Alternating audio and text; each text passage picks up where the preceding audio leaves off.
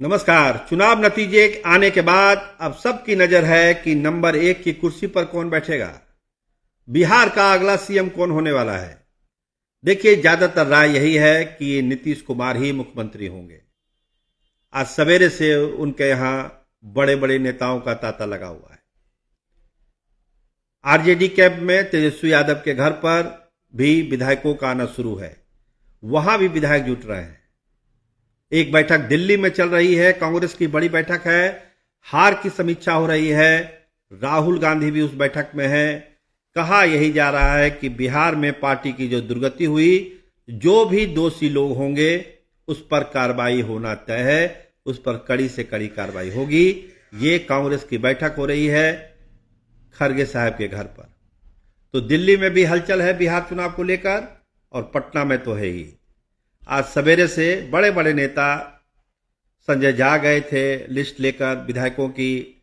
उसके बाद ललन बाबू गए, श्याम रजक गए, चिराग पासवान मिलने गए, श्रवण कुमार मिलने गए,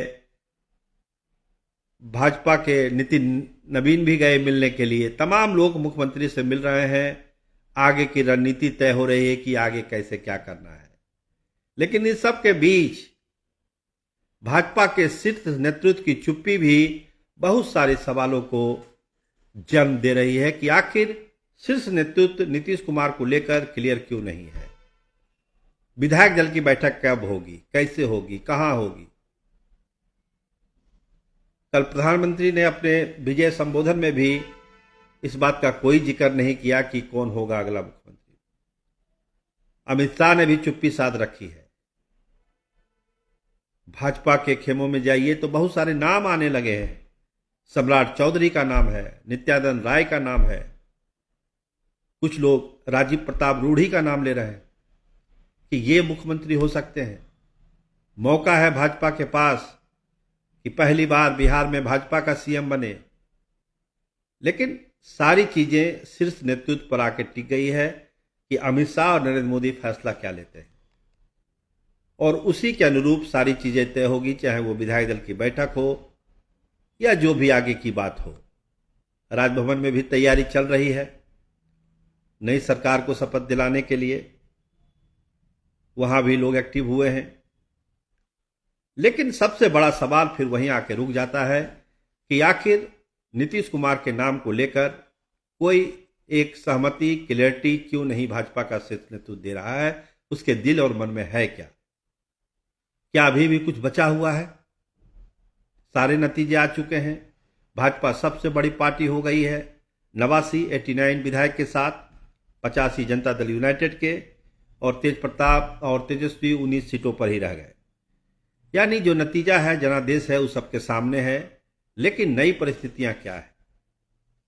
एक बड़ा जनमत जनादेश मिला है बिहार को, एनडीए को दिया है बिहार के विकास के लिए। जीत हार की समीक्षा हो रही है हर जगह। एनडीए जीता तो क्यों जीता, महागठबंधन हारा तो क्यों हारा। चिराग पासवान भी नीतीश कुमार का नाम ले रहे हैं, नितिन नवीन भी ले रहे हैं कि मुख्यमंत्री वही होंगे, श्रवण कुमार कह रहे हैं कोई वैकेंसी नहीं है। लेकिन फिर वहीं पर जाके कांटा आता है कि अमित शाह और नरेंद्र मोदी के लेवल पर यह बात क्लियर क्यों नहीं है। क्या भाजपा एक मौका देख रही है, क्योंकि आंकड़े भाजपा के पक्ष में है। आंकड़े भाजपा के पक्ष में है, और भाजपा अगर चाहे तो अपनी भी सरकार बना सकती है। नीतीश को मना सकती है कि अब आप छोटे भाई की भूमिका में आ जाइए और बड़े भाई की भूमिका में बीजेपी को रहने दीजिए, क्योंकि बीजेपी का आंकड़ा भी ज्यादा है।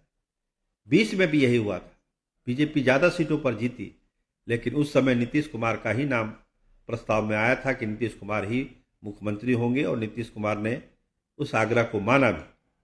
लेकिन क्या 25 में वही कहानी रिपीट हो जाएगी, फोटो कॉपी होगा उसका। इस पर अभी थोड़ा सा इंतजार करना चाहिए। आज पूरे दिन गहमागहमी मुख्यमंत्री निवास पर बनी रहेगी, जैसा लगता है। जिस तरह से नेताओं के आने का तांता लगा हुआ है। कल सम्राट चौधरी भी गए थे नीतीश कुमार के बुलावे पर, उनकी भी मुलाकात हो चुकी है नीतीश कुमार से। अब एक इंतजार दिल्ली के इशारे का है, दिल्ली के सिग्नल का है।